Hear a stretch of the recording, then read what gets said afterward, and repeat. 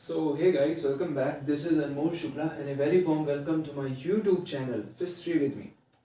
आप जो भी सपोर्ट दे रहे हो लगातार, सब्सक्राइबर्स बढ़ रहे हैं, कमेंट आप कर रहे हो, टेलीग्राम चैनल का जो भी नोट्स से रिलेटेड चैनल है आप वो ज्वाइन कर रहे हो, मुझे डीएम कर रहे हो लगातार कि मुझे इस तरीके की वीडियोस चाहिए. आई एम रियली ग्रेटफुल और मैं यही चाहूँगा, यही होप रख रहा हूँ कि आप इसी तरीके से सपोर्ट करते रहोगे because trust me I am working really very hard for you guys. So with this I'm gonna start today's lecture जिसमें हम पढ़ने जा रहे हैं one of the important topic जिसका नाम है कंज्यूमर सरप्लस. जी हाँ, ये बहुत इंपॉर्टेंट टॉपिक है, मार्क कर देता हूँ मैं, है ना. कंज्यूमर सरप्लस का कॉन्सेप्ट मैं बताऊंगा कि क्या होता है, एग्जाम्पल देखेंगे, फिर आगे जाएंगे और हम पढ़ेंगे प्राइस, इनकम या सब्स्टिट्यूशन इफेक्ट का कंज्यूमर इक्विलिब्रियम पर क्या फर्क पड़ता है. तो बने रहिए इस चैनल से, बने रहिए इस वीडियो से. If you new to the channel, subscribe and hit the bell icon to get the daily updates. So let's start. So देखो, कंज्यूमर सरप्लस का मतलब क्या होता है. सीधे सीधे मैंने कई पॉइंट्स लिखे हैं, उनसे एक ही पॉइंट में से आपको समझ में आ जाने वाला है, बट मैंने यहाँ पर 4 पॉइंट इस तरीके से लिखे हैं विद स्लाइट चेंजेस जो आपके कंसेप्ट को रिलेटेड टू कंज्यूमर सरप्लस एकदम क्लैरिटी से, मतलब आपके दिमाग में एकदम बस जाएगा कंज्यूमर सरप्लस होता क्या है.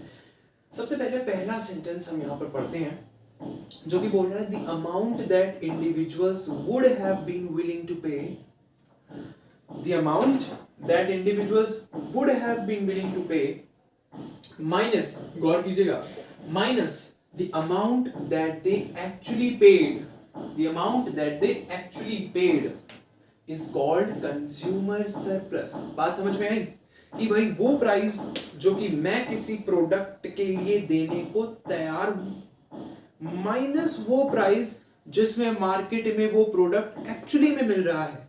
जब मैं ये निकाल लेता हूं तो मुझे कंज्यूमर सरप्लस मिल जाता है. यानी कि वो प्राइस जो मैं देने के लिए तैयार हूं उस प्रोडक्ट के लिए माइनस द प्राइस जिसमें वो एक्चुअली मिल रहा है मार्केट में will give you the consumer surplus. As simple as that. ठीक है, समझ में आया? बहुत बढ़िया.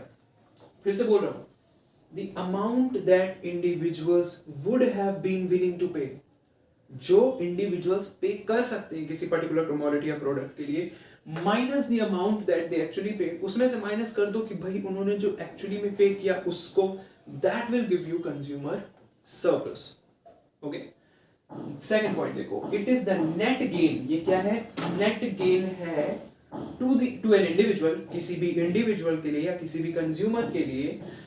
ठीक है, so it is the net gain to an individual buyer, ठीक है, जो खरीद रहा है, from the purchase of good, good की परचेज से, जो गुड उसने खरीदा उससे जो भी उसको नेट गेन मिला, that is what consumer surplus is.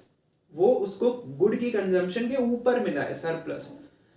ठीक है, जितना वो देने के लिए तैयार था उस पर्टिकुलर प्रोडक्ट के लिए, लेकिन जब वो एक्चुअली मार्केट में गया उस प्रोडक्ट को खरीदने तो उसका प्राइस जो है कहीं ना कहीं डिक्रीज रेट पे उसे मिल गया. So definitely he will get a surplus, he will get a net gain. ठीक है. थर्ड पॉइंट देखो, calculating consumer surplus will help in determining. Sir क्या होगा?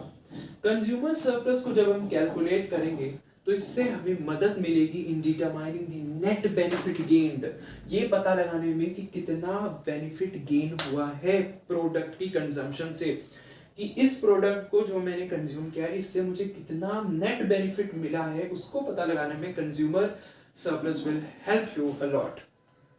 So basically it defines the benefit experienced by customers after purchasing something at a much decreased rate than predicted. हमने जो predict किया था उससे भी कम रेट पे हमें वो प्रोडक्ट मिल गया, तो जो मुझे नेट गेन प्राप्त हुआ उस प्रोडक्ट से, that is going to be your consumer surplus. I hope you got an idea about it.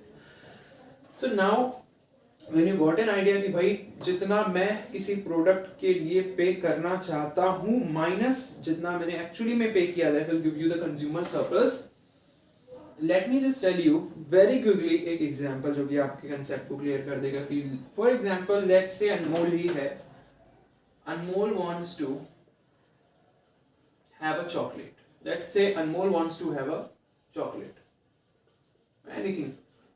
In this example, I'm taking the example of chocolate here. Say that Anmol wants to have a chocolate. अब अनमोल जो है he is willing to pay ₹50 for chocolate. अब अनमोल ने क्या सोचा कि भाई मैं मेरे पास 50 रुपए, मैं चॉकलेट के लिए मैक्सिमम टू मैक्सिमम 50 रुपए खर्च कर सकता हूं। So and is willing to पे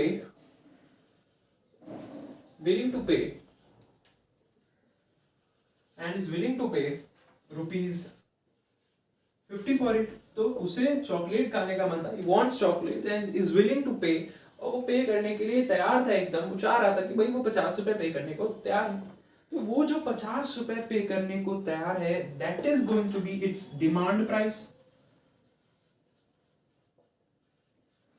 बट जब वो मार्केट में गया तो एक्चुअली उसे वही चॉकलेट लेट्स से 40 रुपीज में मिल गई, ठीक है। But the market price of 1 unit of chocolate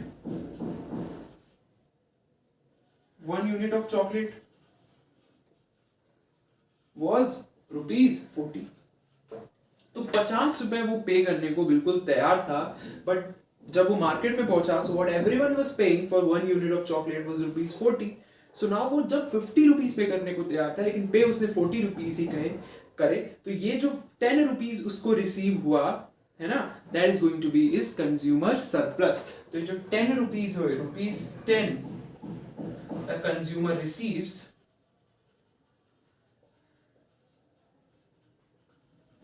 is his surplus, ये उसका सरप्लस होगा, एंड देयरफॉर इसको हम कंज्यूमर सरप्लस बोलेंगे। So I hope you got an idea कि भाई ये कंज्यूमर सरप्लस आखिर होता क्या है। If you got an idea comment करिए कि हाँ मुझे समझ में आ गया। वीडियो खत्म नहीं हुई है, अब 2 इंपॉर्टेंट नोट पॉइंट्स आपको रिलेटेड टू कंज्यूमर सरप्लस में बताना चाहूंगा। इसको अगर चाहते हैं आप तो just take screenshot of it. तो जैसा कि मैंने आपको बताया कि भाई वो 2 नोट पॉइंट्स भी हम पढ़ लेते हैं, जो कि एक डिस्टिंक्शन प्रोवाइड करेंगे आपको कंज्यूमर सरप्लस और प्रोड्यूसर सरप्लस में। कहीं कहीं आपको नाम सुनाई देगा प्रोड्यूसर सरप्लस में भी, प्रोड्यूसर सरप्लस का भी। So you have to understand कि इन दोनों में डिस्टिंक्शन क्या है। देखो, कंज्यूमर सरप्लस मतलब कंज्यूमर का फायदा, कंज्यूमर को जो मिल रहा है प्लस में, और प्रोड्यूसर सरप्लस मतलब प्रोड्यूसर का फायदा, यानी कि प्रोड्यूसर को जो मिल रहा है प्लस। सो कंज्यूमर सरप्लस क्या है, अभी हमने पढ़ा कि व्हेन द डिमांड, अब इसको थोड़ा सा टेक्निकल टर्म्स में समझते हैं कि when the demand price is generally greater. मैंने आपको भी समझाया था एक एग्जांपल में कि डिमांड प्राइस क्या होता है, कि भाई मैं चॉकलेट खरीदने को तैयार था 50 रुपए तक, ठीक है, 50 रुपए में मैं चॉकलेट खरीदने को तैयार था, तो मैं willing to buy that particular chocolate for 50 rupees, and hence 50 rupees is going to be the demand price। तो जब ये डिमांड प्राइस ज्यादा होता है, हमने क्या डिसाइड किया कि भाई 50 रुपए तक खरीद सकते हैं, मैं मान के चलता हूँ कि भाई ये चॉकलेट 50 रुपए तक मिलेगी, मैंने मन बना लिया अपना। लेकिन तो बेसिकली हुआ क्या, डिमांड प्राइस जनरली क्या था, ग्रेटर था then the price actually paid, पर मैंने पे किया सिर्फ और सिर्फ 40 रुपीज, क्योंकि वो ही था मार्केट प्राइस और उसी में सब खरीद रहे थे। तो इस कंडीशन में अगर ऐसा हो कि भाई डिमांड प्राइस बड़ा हो जाए then the price actually paid, so यहां पर मोस्ट ऑफ द कंज्यूमर्स को जब ऐसा होता है तो उनको कुछ सरप्लस मिलता है, surplus of satisfaction, and that is known as consumer surplus. Similarly when the supply price मतलब जो मैन्युफैक्चरर या प्रोड्यूसर जिस दाम में सेल कर रहा है गुड को, जिस दाम में उसने डिसाइड किया, जिस प्राइस में उसने डिसाइड किया कि वो अपनी कमोडिटी को या गुड को, प्रोडक्ट को सेल करेगा, that is what supply price is, जिस प्राइस में वो अपने प्रोडक्ट की सेलिंग करेगा। So when the supply price is less, तो मान लो कि भाई सप्लाई प्राइस की जिस दाम में, जिस प्राइस में दुकानदार बेचेगा गुड को, वो कम है than the price actually received, उससे जो उसे एक्चुअली रिसीव हुआ है, ओके, उससे जो उसे एक्चुअली रिसीव हुआ है, यानी कि जो उसे रिसीव हुआ है वो ज्यादा है, जिसमें उसको सेल करना था वो कम हो गया। तो ऐसे केस में फायदा किसको हुआ, प्रोड्यूसर को, and that is why it is known as producer surplus. So I hope you got an idea in note points. अगर नहीं समझे तो 2-3 मिनट पीछे कर लो, वापस से समझ लो, आई एम श्योर 100% समझ में आ जाएगा। तो इसी के साथ कंज्यूमर सरप्लस का आइडिया मैंने आपके दिमाग में दे दिया कि इस तरीके का कोई भी आर्टिकल पढ़ सकते हैं और थोड़ा और कंटेंट ले सकते हैं, good to go. We'll start with the next topic, but take a screenshot and we'll see you in the next video.